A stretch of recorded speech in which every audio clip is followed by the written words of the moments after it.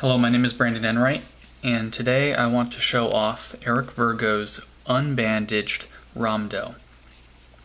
This is a trapezo-rhombic dodecahedron, which is a pretty complicated shape. It has 12 sides, 6 of them are rhombuses, and 6 of them are trapezoids. Eric tells a pretty interesting story about how he came up with this puzzle. So see the Twisty Puzzles thread. This is not the original Rhomdo. This is an unbandaged version of it.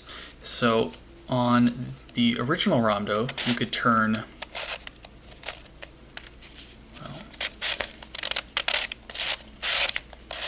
normally doesn't catch. You could turn a rhombus by 180 degrees and nothing would change. You know, the shape wouldn't change.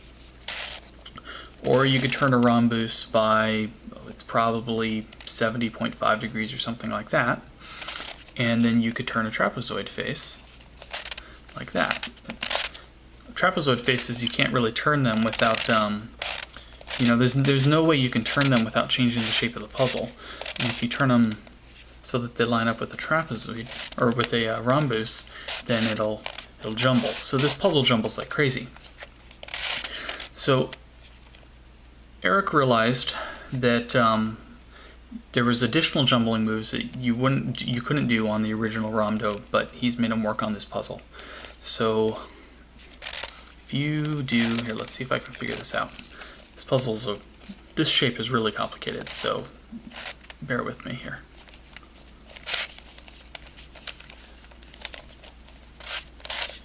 Okay, turn that there. So now we're going to jumble this.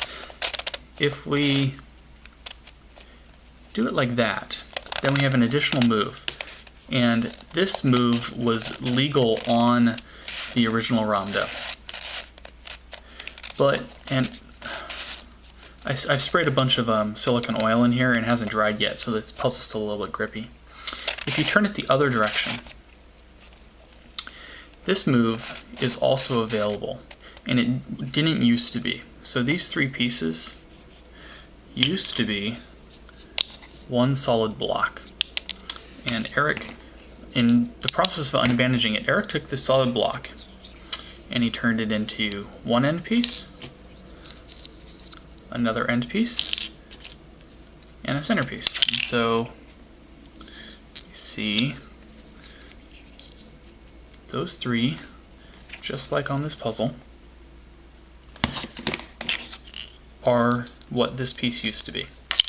And the cool thing is when you unbandage it, this piece that gets created, this middle piece, already existed on the puzzle. It's that piece right there. Between the 2 trapezoid faces, there's a little tip piece, and this piece gets created on the puzzle again.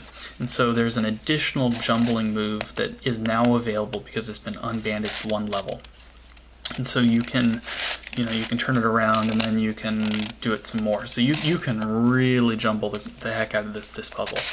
I mean, it already originally, before the unbandaging, was super jumbleable, and now it's even more.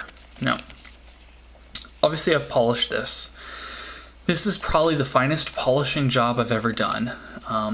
The way the pieces are shaped, so the fact that they have this big old open hollow cavity, and that they're relatively rounded, just lent them extremely favorably to being tumbled.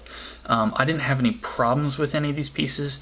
The only issue I had was that these small triangle pieces can fit inside some of these other pieces, and so I'd have to occasionally pull them out.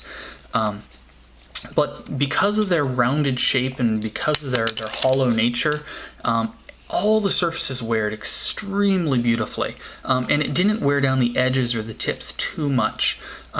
So I don't really think that you can polish White Strong Flexible better than this without really wearing down the tips and edges.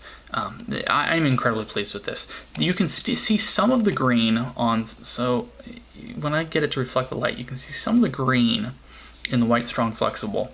Here you can see some lines on that piece. Hopefully in HD anyways, you should be able to see some lines. And so there's some lines right there and some lines right there. Light Strong Flexible is not entirely solid. It's a pretty porous material, so even on the inside of the pieces there is grain. And so no matter how much you wear down the outside, you're not ever going to get the pieces fully smooth. So unless you do some sort of like lacquering finish or some other process on the surface, I don't really think that you can polish or tumble better than this. And the results just are great. The puzzle turns really well. I know that you've seen it catch quite a bit on the video, but like I said, I have a lot of silicone oil in there, so it's still a little bit grippy. And when that stuff evaporates, this thing's going to turn super smoothly. Now, it has two faces, and so I have two different stickers. So I have the sticker for the rhombus face, and then I have the stickers for the trapezoid face. It's so beautiful right now that I feel almost guilty stickering it, but I'm going to go ahead and sticker it, and then I'll show it off in its stickered state. Alright, I've finished stickering the Unbandaged Rhomdo. It's looking really great.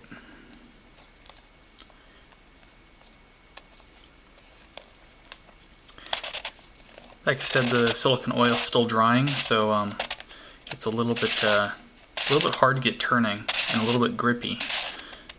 But I learned from experience that that happens when you oil up the puzzle after you've tumbled it, and it just needs a day to soak into the nylon for it to get less grippy.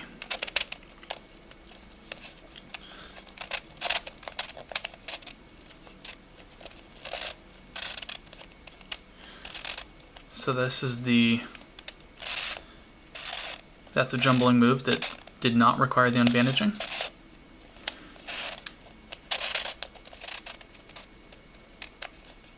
And that's the jumbling move that did require the unbandaging. And it split right there. This puzzle jumbles so much. I don't know. I think that there's a bandaging there that'll prevent that from turning. But I haven't explored this puzzle very much, so I don't really know. Yeah, so that's bandaged, but it's bandaged because of jumbling. So I guess I can probably do that, yep. And then, nope, that's bandaged. But I should be able to do that. Yeah, see, that's unbandaged. So I can imagine this puzzle is just going to go crazy on the jumbling. And right now, I have absolutely no idea how to solve it. Even without jumbling, I'm not really sure I know how to solve this puzzle because it's got such a strange geometry. It's hard to make a commutator on a puzzle when you have different types of faces and you have different types of pieces. Well, you sort of have different types of pieces. Like, for example, you have this piece and this piece. Those are the same. And I don't really know, like, if these pieces, I don't know if they're the same or if they're, like, chiral, for example. Like, maybe one's a mirror of the other. I'm really not sure how to solve this puzzle. Plus, like, I don't know how to handle the orientation of these pieces, and it's going to be quite a challenge, and that's without jumbling. So with jumbling, I'm really in for a real treat. But it's looking great, it's turning great, and I'm really excited about it. So thanks for watching.